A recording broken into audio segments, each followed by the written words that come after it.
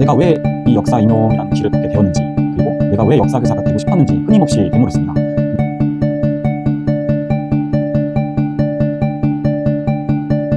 간단한 자기소개 부탁드립니다. 네, 안녕하세요. 저는 재작년에 인천 지역으로 호기롭게 투수 합격을 도전을 했다가 보기 좋게 떨어지고 이번에 경기도 지역으로 재수만에 다시 응시를 해서 절치부심해서 다시 열심히 공부를 해서 합격한 인강생 배경인이라고 합니다. 인강으로 공부를 하셨는데요. 직강과 인강을 고민하실 분들을 위해서 인강의 장점을 몇 가지 소개해 주세요. 우선은 인강의 최대 장점은 아무래도 자신의 상황에 맞게 강의 내용을 놓치지 않고 꼼꼼하게 들을 수 있다는 게 가장 큰 장점이라고 생각을 해요. 물론 저는 직강을 수강을 하지 않아가지고 직강의 장점이나 단점에 대해서 정확하게 말씀드리기는 어렵지만, 저는 인강생 입장에서 이렇게 자신이 공부를 하다가 힘든 순간이 왔을 때 잠시 강의를 정지를 해놓고 잠시 휴식을 취하고 이렇게 자신의 상황에 맞게끔 강의를 수강을 할 수 있다는 게 아무래도 가장 큰 장점이라고 생각을 합니다. 특히 저 같은 경우에는 항상 이런 수업 같은 것들을 들을 때 졸음이 굉장히 많이 오는 편입니다. 그래서 저는 만약에 이런 것들을 직강에서 많이 졸게 되면은 수업 내용도 놓치게 되고, 그러다 보니까 저는 인강으로 수강을 하면서 이제 굉장히 많이 졸음이 찾아오는 순간이 올 때 강의를 잠깐 정지를 시켜놓고 조금 휴식을 취한다던가, 이러한 이점 때문에 저는 인강을 선택을 하게 된 것 같습니다.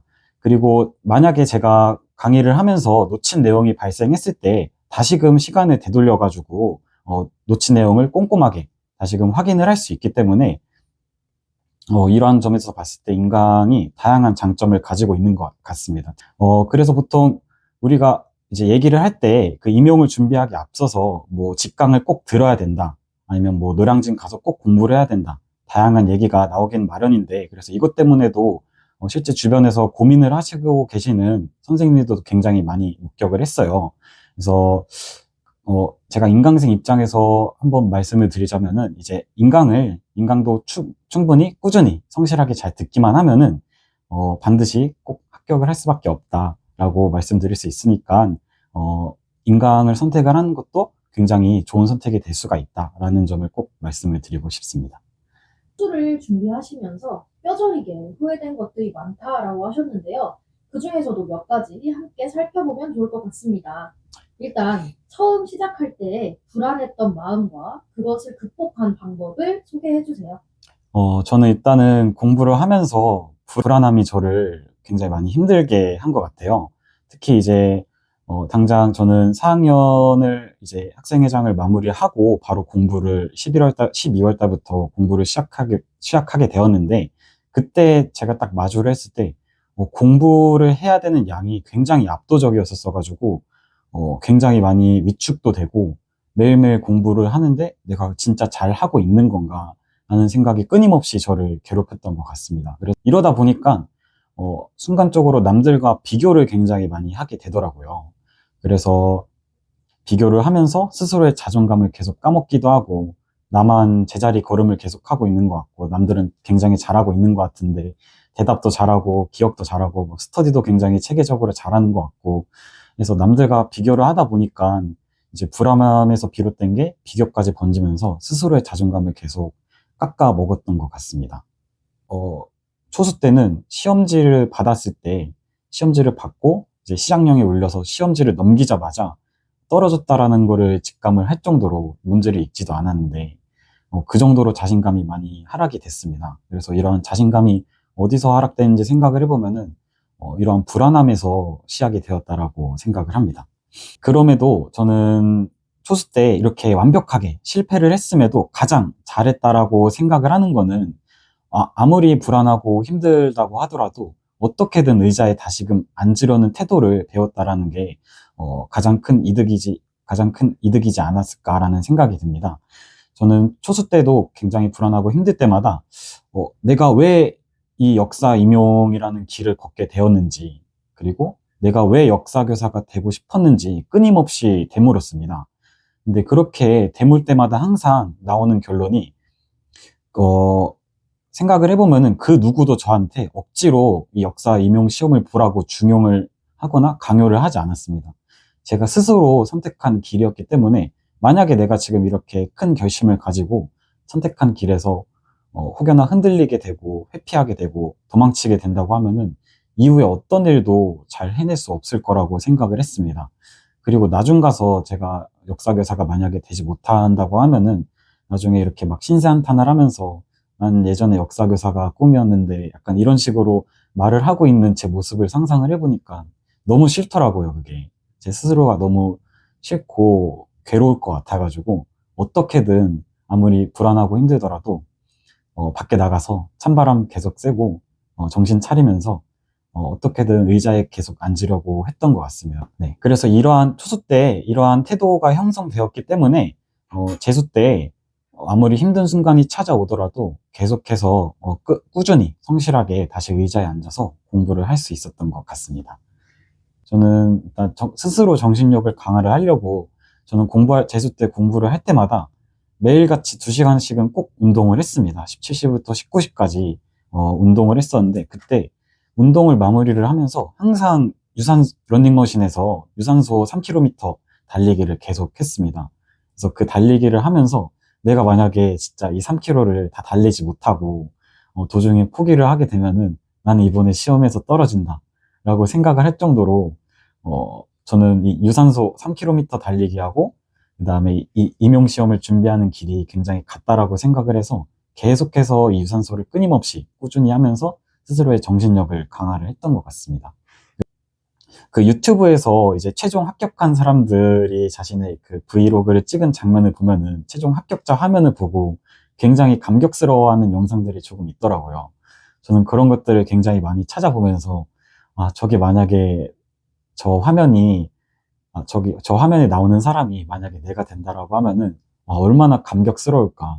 내가 만약에 최종 합격자 화면을 봤을 때 저의 모습을 상상을 해봤을 때 진짜 너무나도 행복할 거라고 생각이 돼가지고 진짜 힘든 순간이 오더라도 계속해서 그 장면을 상상을 했던 것 같습니다. 그것뿐더러 매일같이 잠들기 전에도 진짜 교단에 서가지고 굉장히 행복하게 교직 생활을 하고 있는 제 모습을 상상해 봤을 때, 안 할 수가 없더라고요. 개론서, 교과서 숙지의 부족과 단순 선의 시리즈 암기의 반복에 대해서 후회하신다고 하셨는데요. 이것에 대해서 설명 부탁드립니다. 우선 저는 초수 때 공부를 할 때 개론서하고 교과서를 진짜 읽질 않았습니다. 그냥 맨날 인강을 듣고 강의를 복습을 할 때 그냥 선의 시리즈만 주구장창 읽고 암기하면서 그렇게 공부를 했습니다. 근데 이거를 제가 생각을 해보니까 이 까먹는 거에 대한 불안감 때문에 그냥 이렇게 개론서나 교과서를 꼼꼼하게 읽으면서 스스로 내용을 완벽하게 이해를 하는 게 아니라 그냥 어떻게든 까먹지 않으려고 이렇게 단순 암기하는 데만 급급했던 것 같습니다. 그래서 저는 이 까먹지 않으면은 공부를 잘하고 있는 거라고 착각을 했어요. 그로 인해서 이제 선의 시리즈에서 다루지 않거나 이렇게 방향성이 조금이라도 다른 문제가 출제가 되면은 자신감이 급격하게 하락을 하고 항상 그러한 문제들에서 많이 틀렸던 것 같습니다. 제 스스로의 지식 수준도 매우 옅게 형성이 되었었어요. 그래서 이게 언제 들통이 나냐면은 2차를 준비할 때 들통이 나더라고요. 특히 제가 2차를 준비하면서 수업 실현을 할 때, 이 강의식을 전개를 하는데, 이 내용 오류가 너무 많이 발생하더라고요. 그래서, 이거를 생각을 해보니까 내가 그동안 개론서나 교과서를 진짜 꼼꼼히 읽지 않아가지고 맨날 등한시 했기 때문에 그냥 단순히 선의 시리즈를 암기하는 데만 급급했기 때문에, 거기서 그런 것들이 조금 많이 들통이 났던 것 같습니다. 그리고 저도 이런 것들을 생각을 해보면서 내가 과연 이 정도 수준을 가지고 당장 교실에서 수업을 할 수 있을까? 애들한테 내가 가르치는 내용은 선의 시리즈에 있는 내용을 가르치는 게 아니라 교과서에 있는 내용들을 학생들에게 가르쳐야 되는데 그래서 이렇게 선의 시리즈만 계속 주구장창 암기를 하고 개론서나 교과서를 잘 읽지 않게 된다고 한다면은 저처럼 이러한 다양한 폐해가 만들어지지 않을까라고 생각이 듭니다. 그렇다면 선의 시리즈를 효과적으로 활용하는 방법은 무엇일까요? 시리즈는 자기가 어떻게 활용하냐에 따라서 저처럼 초수 때처럼 이렇게 독이 될 수도 있고 득이 될 수도 있다고 생각을 합니다. 근데 확실하게 느끼는 거는 이 선의 시리즈는 내가 이해한 내용을 효율적으로 암기하는 자료로 활용을 해야 된다고 생각을 해요. 여기서 말하는 내가 이해한 내용은 수업을 듣고 이 개론서와 교과서를 읽으면서 내용을 완벽하게 숙지를 하고 이해를 해야 한다는 것을 말을 하고, 제가 방금 말한 효율적으로는 1월부터 11월까지 이 공부한 이 중요한 내용들을 최대한 까먹지 않고 효율적으로 많이 자주 보면서 계속해서 숙지를 해야 된다는 것을 의미를 합니다. 저는 그래서 이 선의 시리즈를 활용하는 방법, 효과적으로 활용하는 방법도 한번 알려드리면은, 일단은 사람마다 활용하는 방법은 다 각자 다르다고 생각을 해요. 뭐 선의 시리즈에 자기가 표시하는 색깔이나 어떤 내용을 넣을지, 이런 것들은 선생님들 자신의 취향에 맞게끔 선택을 하는 게 좋다고 생각을 하고요. 하지만 어떻게 활용하든 간에 근본적으로 이 선의 시리즈는 매우 탄탄한 뼈대라는 점을 유의를 해주셨으면 좋겠어요. 근데 하지만 우리가 보는 이 역사 임용 시험에서는 뼈대만을 외워서는 조금 많이 힘들다라고 생각을 해요. 왜냐면은 앞서 제가 이 경험에서 말씀드렸던 것처럼 이 뼈대에서 조금이라도 변형되는 문제가 나오면은 접근하기가 매우 힘들어지고 쉽게 당황을 하게 됩니다. 그래서 이 선의 시리즈를 뼈대라고 생각하고 이렇게 살을 붙여나가는 식으로 내용을 보충을 하면서 선의 시리즈를 활용을 해야 된다고 생각을 합니다. 근데 제가 지금 물론 합격을 했지만 조금 아쉬웠다라고 생각을 하는 거는, 기출문제를 선의 시리즈에 단권화를 하지 않은 게 조금 많이 아쉬웠던 것 같아요. 왜냐면은 기출문제는 매우 중요하고 자주 봐야 되고 숙지도 잘 하고 있어야 되는데, 나중 가서는 사실 11월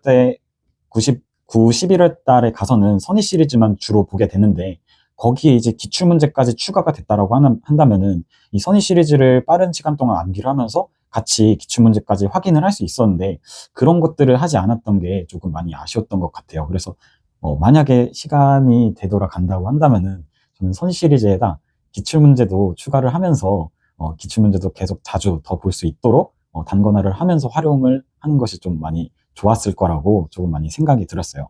그리고 좀 추가적으로 이 선의 시리즈에다가 여러분들이 단권화를 하실 때 저는 개인적으로 이거는 꼭 해주셨으면 좋겠다라고 생각이 드는 게, 어떤 필기를 하든 간에 그 필기의 출처를 꼭 적어주셨으면 좋겠어요. 예를 들면은 개론서에 빠진 내용을 보충을 할 때 뭐 서양사개론 몇 쪽, 몇 페이지, 아니면은 뭐 어떤 책, 뭐 몇 페이지, 이런 식으로 필기의 출처를 꼭 표시를 해야지만 나중 가가지고 내가 다시 이 필기의 내용을 봤을 때 조금 이해가 안 되는 내용이 있을 때 바로 이제 하이퍼링크처럼 바로 찾아가가지고 확인을 할 수 있기 때문에, 이런 필기의 출처는 꼭 표시를 하시면서 활용을 하셨으면 좋겠다라는 거를 한번 말씀을 드리고 싶습니다. 기출을 경시한 것 역시 후회하신다고 했는데요. 이에 대해 설명을 해주신다면요? 우선은 이 역사 임용 시험에서 출제되는 모든 문제의 근거는 다 기출문제에서 비롯된다고 생각을 합니다. 실제 이 출제를 한번 들어가셨던 저희 학과 교수님께서도 따로 이 부분에 대해서 말씀을 해주셨는데, 이 출제되는 모든 문제들의 근거는 대부분 기출문제에서 잡는다라고 조언을 해주신 적도 있습니다. 그리고 제가 이렇게 출제자 입장을 생각을 해봤을 때, 이 정답하고 오답의 시비를 가장 피하기 위한 그 좋은 근거는 아무래도 기출일 수밖에 없다라고 생각을 해요. 그럼에도 저는 초수 때 진짜 뼈저리게 후회가 되는 거는, 기출을 4, 5월 이후에는 전혀 보지 않았습니다. 전혀 쳐다보지도 않고 그냥 매일같이 선의 시리즈만 암기하고 그런 데만 급급했던 것 같아요. 그러다 보니까 실제 시험장에서도 어떤 문제가 뭐 기출이 여기서 출제가 되었다라고 하는데, 전 실제 시험장에서도 쳤을 때 그런 것들 전혀 느끼지도 못했고, 이게 기출이었다고? 라는 생각이 들 정도로 기출을 진짜 쳐다보지도 않았어요.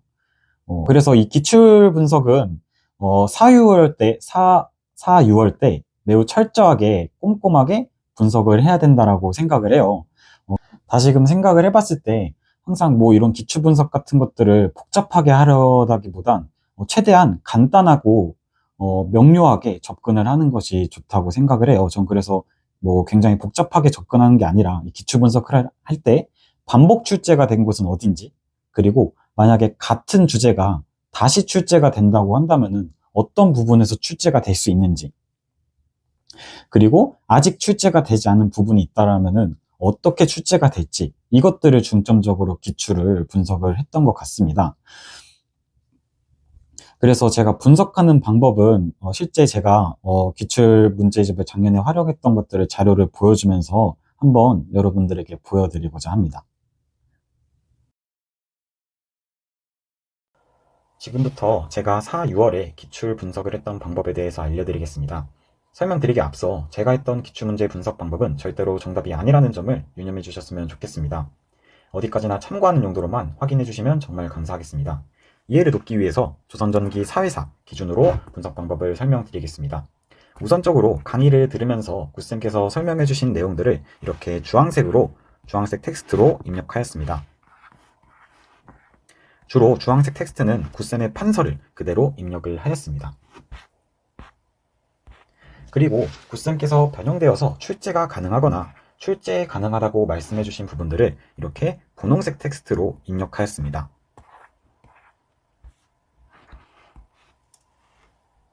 이렇게 수업을 다 듣고 나면은 주황색과 분홍색 텍스트만 남아있게 됩니다. 그리고 기출문제의 정답을 캡처를 하여서 이렇게 기출문제집에 붙여넣기를 하였습니다. 그리고 관련 읽기 자료들도 오른쪽 빈 공간에 있는 곳에다가 이렇게 붙여넣기를 하였습니다. 그리고 기출문제 분석표를 보면서 이 기출문제 분석표에 있는 문제 내용들을 이렇게 기출문제집 상단에 입력하기 시작하였습니다. 예를 들면 조선전기 사회사 16번의 문제 내용은 유양소와 경제소에 대해서 다루고 있습니다.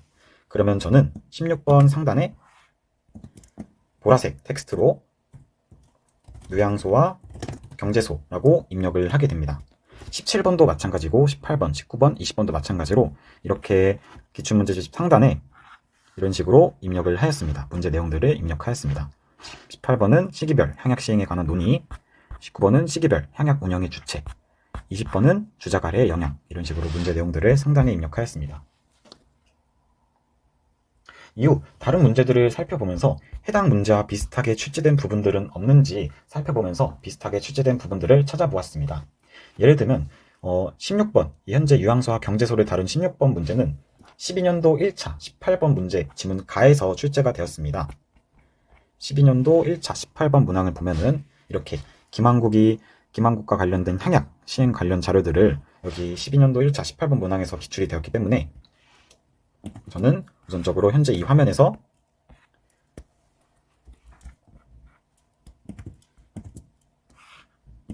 이렇게 12년도 1차 18번 지문 가에서 출제 이런 식으로 입력을 하고 붙여넣기 하고 지워서 다시 16번으로 가서 16번 상단에 이렇게 입력하였습니다.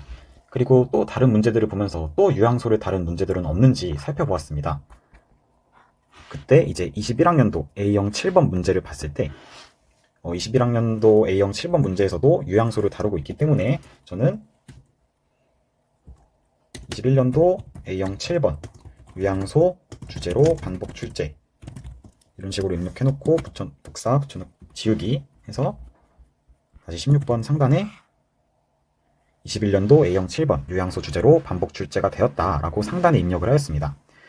이렇게 해놓는 이유는 제가 다시금 이 기출문제집을 보게 되었을 때 이 내용이 다른 문제로 이러한 형식으로 변형이 되었다라는 것들을 빠른 눈으로 빠르게 파악을 할 수 있기 때문에 이렇게 상단에 입력하는 방식을 취했습니다. 이때 저는 스스로가 출제자가 되었다라고 가정을 했습니다. 예를 들면 16번은 17학년도에 출제된 문제이기 때문에 내가 만약에 17학년도에 출제자가 되었을 때 어떻게 출제가 될지 항상 상상하려고 노력을 하였습니다.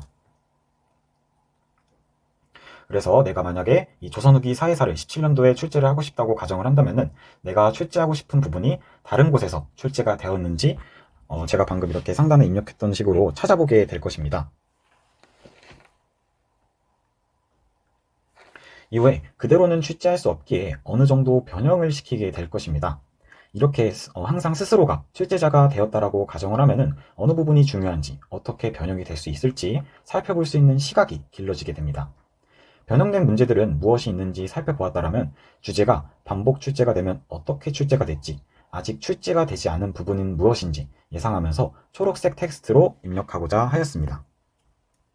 초록색 텍스트로 입력된 내용들은 보통 선의 시리즈에 있는 내용을 그대로 입력하였습니다. 16번에서 유양소와 경제소를 다루고 있는 문제이기 때문에 비록 출제가 되긴 했지만 아직 출제가 되지 않은 부분은 어디인지 한눈에 파악하기 위해서 선생님에 의한 한국사 262페이지에 있는 이 유양소와 경제소 부분들을 그대로 선희 시리즈 한국사 내용을 보면서 입력을 하였습니다.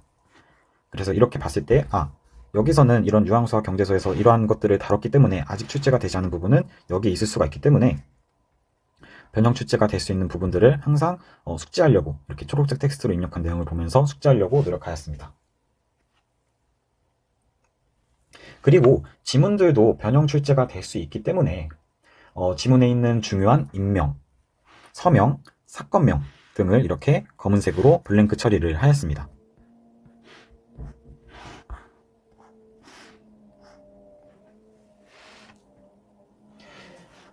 이러한 방식으로 4, 6월 때 기출문제를 분석해두고 7, 8월부터는 굿쌤께서 강조해주신 분홍색 부분들과 제가 예상했던 이 초록색 부분들을 검은색으로 가리면서 빈칸을 뚫으면서 암기해 나가기 시작했습니다. 7, 8월부터는 이러한 것들을 검은색으로 뚫으면서 암기를 하였습니다. 예를 들면 유향소는 구성으로 좌수와 별감으로 구성되어 있고, 그리고 향의 역할은 여론소렴, 백성교와 수령의 배행을 광차사에게 보고, 그리고 태종대 유향소가 혁파가 된 이유는 이러한 문제로 인해서 혁파가 되었고, 세종대 왜 복설이 어떻게 되었는지, 세조대 어떻게 다시금 혁파가 되었는지, 그리고 어떠한 형식으로 변질이 되었는지, 경제소의 역할은 무엇이 있는지, 이렇게 선생님을 위한 한국사 선희 시리즈에 있는 내용들을 이렇게 검은색으로 빈칸을 뚫어놓기를 하였습니다. 그리고 이렇게 빈칸을 뚫으면서 암기해 나가면서 당연히 기출 지문들도 꼼꼼하게 숙지하고자 하였습니다. 9, 11월 때는 선희 시리즈를 인출하는 연습과 기출문제집에 있는 내용들을 7, 8월과 같은 방식으로 숙지하고 암기하는 형식을 취했습니다. 이렇게 분석하는 과정이 굉장히 복잡해 보여도 사실 약간 틀린 그림 찾기, 비슷한 그림 찾기 이런 것과 같이 약간 틀린 그림 찾기와 같은 형식으로 진행이 되기 때문에 좀 비슷한 부분은 어디 있을까 이런 식으로 계속 문제들을 크게 살펴보면서 입력하는 거기 때문에, 심지어 또 이제 텍스트, 즉 키보드로 입력하기 때문에 그렇게 시간도 오래 걸리지 않습니다. 그래서 진도 나간 범위 부분들만 이러한 형식으로 분석을 하면은 한 1시간 정도가량이 소요가 됩니다. 그래서 그 1시간 동안은 이제 살짝 쉰다는 느낌으로 제가 좋아하는 노래도 들으면서 이런 식으로 기출문제들을 살펴보면서 여기선 이렇게 출제가 되었구나, 이러한 것들을 정확하게 파악하려고 하였습니다. 그래서 이 영상을 보고서도 조금 이해가 안 되시는 부분은 말씀해 주시면은 제가 보다 정확하게 설명해 드리도록 하겠습니다. 특히 이번 시험 문제를 풀면서 왜 이렇게 모의고사에서 나왔던 문제들이 자주 보이는 것 같지? 왜 이렇게 많이 보이는 것 같지? 라고 느낄 정도로 기시감을 굉장히 많이 느꼈어요.